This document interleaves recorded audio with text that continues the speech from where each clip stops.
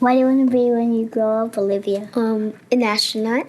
I want to be a fashion designer. A basketball player. I want to be an actor. A doctor. A teacher. A chef. An artist. What do you want to be when you grow up? A mermaid. Do you know what a computer programmer is? Yeah, no. No. No. I think it's something that has codes and is able to decode a mystery. I think that they... Wait, what? Computer programmer? No. Nowadays, just about everything requires some form of programming. So, what is it? Programming is basically explaining to a computer what you want it to do for you.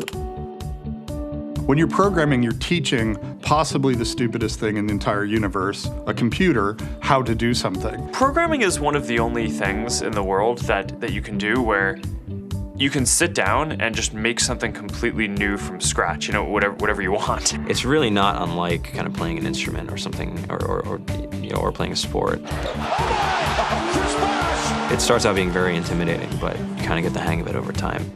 Coding is something that can be learned, and I know it can be intimidating. A lot of things are intimidating, but what isn't? A lot of the coding that people do is actually fairly simple. It's more about the process of breaking down problems than, sort of coming up with complicated algorithms as people traditionally think about it. Well, if it's fairly simple, why aren't there more of us doing it? Over the next 10 years, there will be 1.4 million jobs in computer science, and only about 400,000 grads qualified for those jobs. That's a shortage of 1 million people. So, how do you start?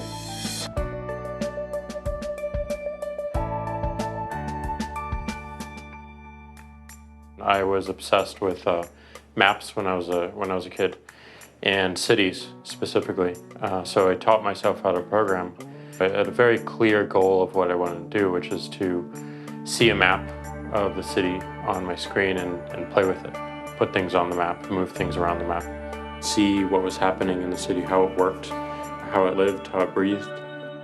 The best early thing was actually using software to decide when the classes in my school would meet, and that put me in a position to decide which girls were in my class. The first program I wrote asked things like, what's your favorite color?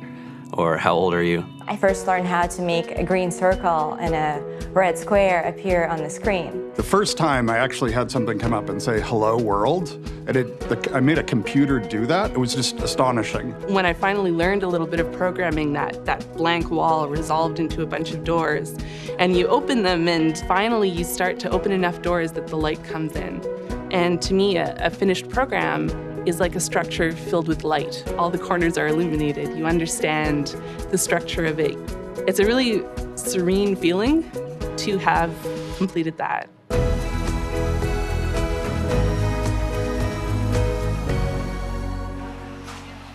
It took me some time to realize that creating things with your hands or creating code, creating programs, is just a different way to express creativity. I think right now there's a big emergence of the culture of making. People who make their own scarves and hats, people who write their own apps. Now it's just limited by your imagination and sort of what kinds of ideas what kind of understanding can you build into the computer so that it can do these things that were previously impossible.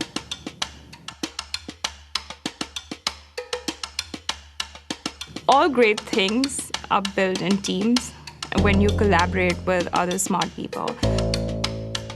You're testing your ideas, you're stimulating each other. That's what makes us successful. It's not some flash of brilliance by somebody who then codes 24 hours a day for 3 weeks. It's what happened. The magic happens when we're all on the same page, collaborating and building something together. There's a much greater need in the world for engineers and people who can write code than there will ever be supply. And so we all live these very charmed lives. To get the very best people, we try to make the office as awesome as possible.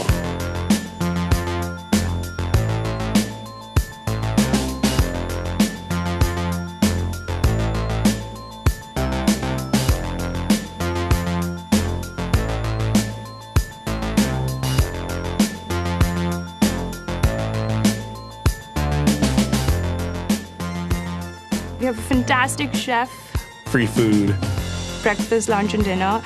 free laundry, snacks, even places to play and video games and scooters. There's all these kind of interesting things around the office and places where people can play or relax or go to think or play music or be creative.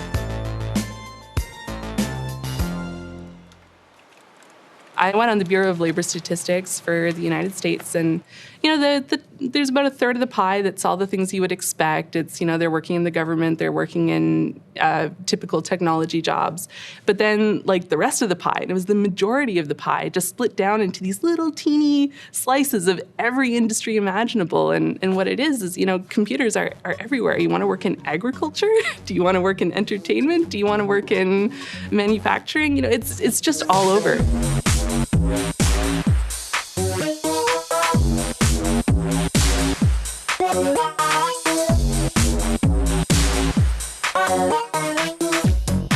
Here we are, 2013. We all depend on technology to communicate, to bank, information, and none of us know how to read and write code. So you guys, what else? Who else has an idea of what we can change with our programming? What else can we do? Tiffany? What I saw my students take away from using Scratch and programming in our classroom is that they were willing to push through problems. It really builds critical thinking, it builds problem solving, and it's something that they can then apply to math in the classroom or their reading skills. We integrated science with this programming, and I saw my scores go up 30%. When I was in school, I was in this after-school group called the Whiz Kids. And when people found out, they laughed at me and, all these things. And I'm like, man, I don't care. I think it's cool. And, I'm learning a lot. And some of my friends have jobs. It's important for these kids. It should be mandatory to be a citizen on this planet, to read and write code. I just think you have to start small, right? And I think that's one of the biggest misconceptions about computer science and programming overall is that you have to learn this big body of information before you can do anything. You don't have to be a genius to know how to code. You need to be determined. Addition, subtraction, that's about it. You should probably know your multiplication tables. You don't have to be a genius to code. Do you have to be a genius to read? Do you have to be a genius to do math? No? No? I think if someone had told me that software is really about humanity, that it's really about helping people by using computer technology, it would have changed my outlook a lot earlier. Whether you're trying to make a lot of money or whether you just want to change the world, computer programming is an incredibly empowering skill to learn. To be able to actually come up with an idea and then see it in your hands and then be able to press a button and have it be in millions of people's hands. I think we're the first generation in the world that's really ever had that kind of experience. The programmers of tomorrow are the wizards of the future. You're going to look like you have magic powers compared to everybody else. I think it's amazing. I think it's the closest thing we have to a superpower. Great coders are today's rock stars. That's it.